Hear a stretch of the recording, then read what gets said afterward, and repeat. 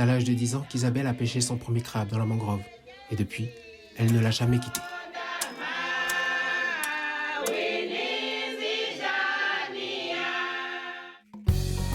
Tout est prêt. Là, j'ai vu la lune ce matin, elle est un peu vers le quartier, quoi. On va dire le tiers de la lune, quoi. Puis c'est bon pour les crabes, c'est bien plein là. Ah là, on est bon là alors. Bah oui, avec le soleil qui est là. Dans l'ancien sentier maintenant emprunté par les voitures, Mamie Isabelle en rigolant me parle de sa jeunesse. Ou encore des codes de pêche que ses parents lui laissaient sur la route. Quand on voyait dans les sentiers des branches comme ça, les mamans ils disaient que on a pris ce sens-là. Ça fait qu'on sait qu'ils vont aller dans leur zone de pêche. On est habitué avec leur zone de pêche en bas sur Vavouto. Le bout, ça montre la direction. Oui, ça montre la direction. Avec papa, maman, le week-end, on allait à la pêche. Maman, elle est souvent à la pêche. Les émettes, là, tout ce qui s'est passé, là. Il n'y avait pas de riz, il n'y avait pas de... Avec mes petits-enfants, mes belles-filles et tout, on partait faire du poisson, on balançait tout à Tieta, faisait du troc, échanger. Entre les milliers de racines, j'essaie de suivre Isabelle.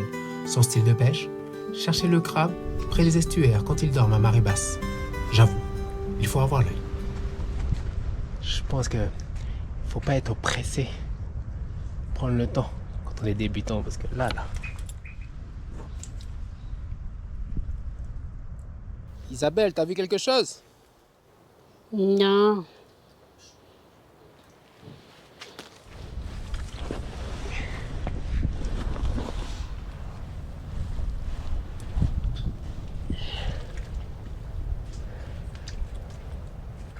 Je veux en trouver un. Mais j'ai envie de trouver un crabe, et puis quand je regarde comme ça, il y a un petit qui dort. Je te laisse le trouver. Tu me laisses le trouver. Ah si, je le vois. Tu vois comment Oui. Je l'ai vu, oui. Oh, mais il faut... Faut avoir l'œil. Oui, il faut avoir l'œil. Hein. Si on est habitué à la pêche, on essaie de comprendre comment le crabe il vit, tu vas connaître.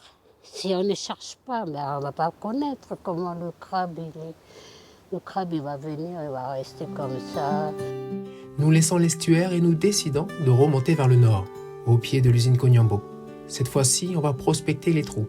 Isabelle me dit que chaque trou est bien gardé par les pêcheurs. C'est souvent quand on touche avec un bois, on touche un peu le crabe. Quand on le réveille, des fois il pince le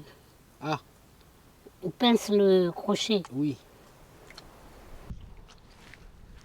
Déco. On n'a pas. On m'a donné la recette, mais je n'ai jamais essayé. Alors, mais la recette, c'est comment déjà? La recette, elle est... Il fallait fendre en 4 ou en 6 et mettre le coco râpé dedans. Après, attacher, puis faire bouillir. Ou sinon, mettre le coco râpé avec la chair de poisson fumée. Je suis toujours intéressée par la nature. Avant, quand on était petite encore, on prend les cocos secs. Avec nous, gamelle, quoi, on va dire. Râper le coco, puis on va manger avec ça. C'est un goût salé. On mélangeait avec le coco sucré, là, râpé. C'est la gamelle. Au bout de quelques trous, nous avons abandonné la pêche pour partager autour de cet écosystème qui nourrit. Entre les branches, j'aperçois maintenant une photographe. Elle me dit que c'est trop beau et qu'elle veut immortaliser le moment. J'ai toujours regardé la nature, comment elle est belle. Les crabes ont décidé de rester bien cachés, mais ce n'est rien, car j'ai pu une nouvelle fois faire une belle rencontre. Le soleil a mis fin à notre excursion et nous décidons de rentrer. Bien, pour une prochaine fois, s'il y a pas, c'est pas grave. Du moment qu'on passe un bon moment, qu'on a partagé un bon moment, c'est l'essentiel. Allez, ciao, bye.